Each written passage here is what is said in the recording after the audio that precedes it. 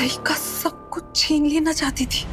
कितनी गिर गई थी मैंने एक औरत से उसका पति छीनने की कोशिश की, एक माँ से उसका बच्चा।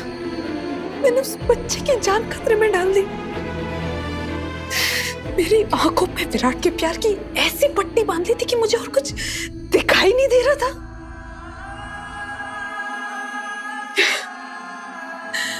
पूरी दुनिया मुझसे क्या ही नफरत करेगी। आई मुझे खुद अपने आप से नफरत हो गई है। घिन आ रही है मुझे। आपसे तो क्या, मैं खुद अपने आप से नजरें नहीं मिला पा रही हूँ। लानत है मुझ पे कि विराट को पाने की जिद में मैंने एक बच्चे का इस्तेमाल किया। कोई मुझसे कहेगा कि आज सूरज पूरब में नहीं पश्चिम में उगेगा तो मैं मान लूंगी। कोई अगर कहेगा कि आज दिन में चांद तारे चमकेंगे तो मैं मान लूंगी। लेकिन अगर कोई मुझसे कहे कि सही सुधर गई है तो मैं हरगिज नहीं मानूंगी। ये जंगली मुर्गी कभी नहीं सुधर सकती।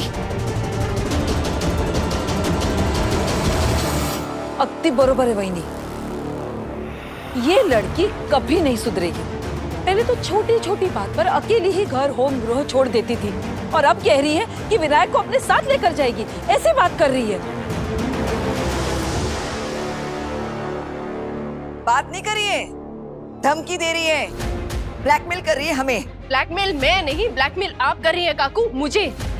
आप कह रही हैं कि अगर मैंने पाखी दीदी के खिलाफ केस वापस नहीं लिया, उन्हें जेल से बाहर नहीं निकाला तो मुझे आपको भी जेल में डलवाना पड़ेगा। ये ब्लैकमेल है, आप मुझे ब्लैकमेल कर रही है।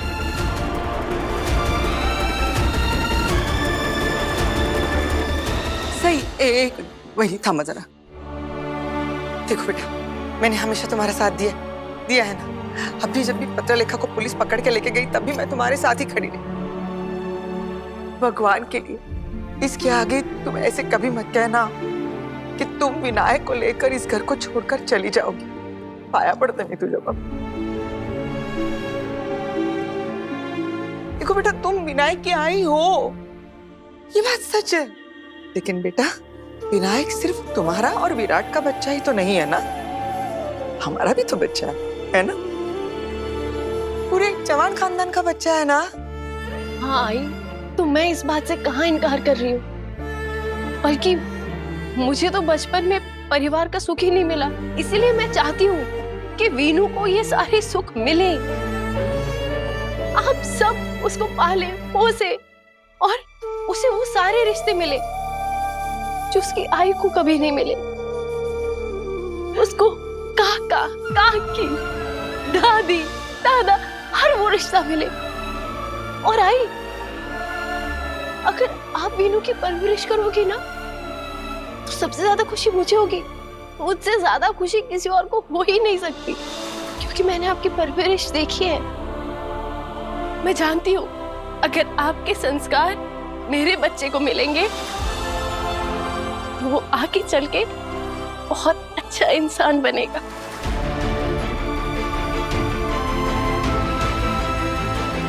और मैं जब काम पे जाऊंगी तो मुझे वीनू की चिंता ही नहीं रहेगी, क्योंकि वीनू तो आपके पास होगा। लेकिन नहीं, अगर बाकी दीदी घर में हुई ना तो मुझे वीनू की बहुत चिंता होगी। हर पल हर वक्त उसकी चिंता होगी।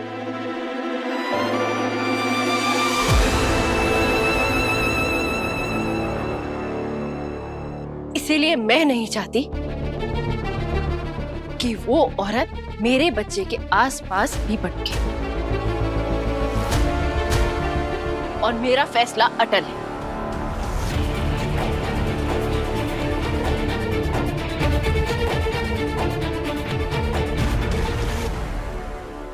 तो ये बात तुम मेरी तरफ देखकर क्यों बोल रही हो?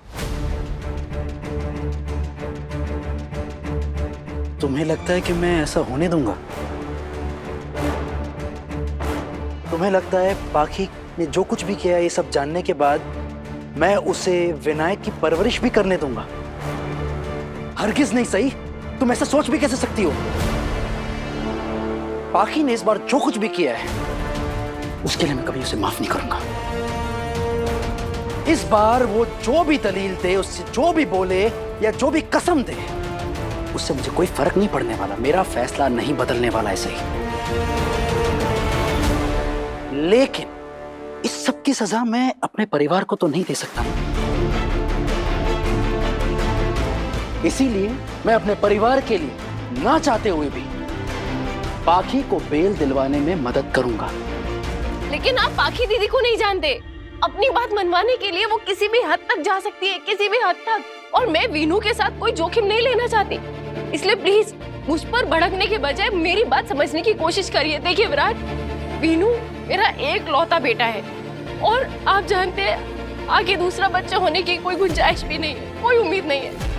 इसलिए प्लीज मैं वीनू के साथ कोई चांस नहीं लेना चाहती। वीनू मेरी जिंदगी है और उसके बिना मैं मर जाऊंगी। प्लीज।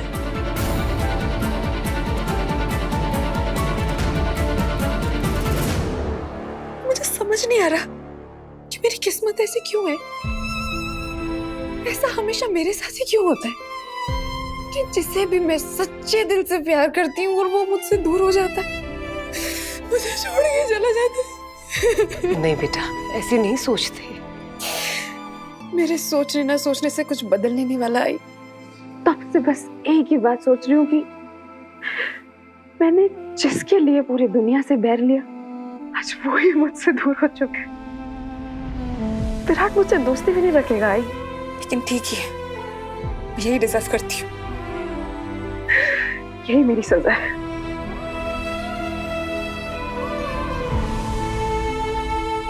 पाखी दीदी ने जो किया है उसकी वो सजा भुगतेंगी और फिर सजा भुगतने के बाद वो घर वापस नहीं आएंगी।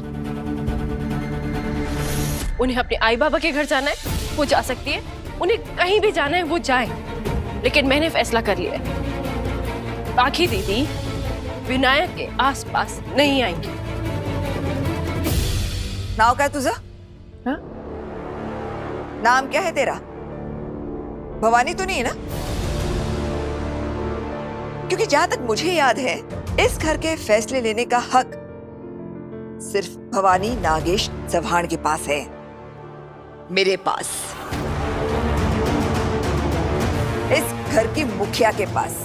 मैं तय करूंगी इस घर में कौन रहेगा और कौन नहीं। अगर तुझे निकलना है तो निकल जा, लेकिन विनायक को लेकर जाने की बात भूलना भी मत। हाँ, तो मैं विनायक को उसके परिवार से दूर नहीं करना चाहती हूँ और मुझे इस परिवार के किसी भी सदस्य से कोई तकलीफ नहीं है।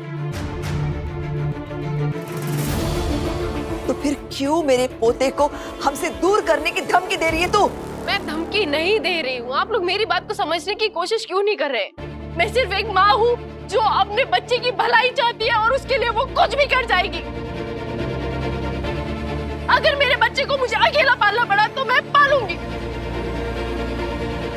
अगर मुझे मेरे बच्चे को विराट से दूर लेके जाना पड़ा तो मैं लेके जाऊंगी। बस, बहुत सुन ली तुम्हारी।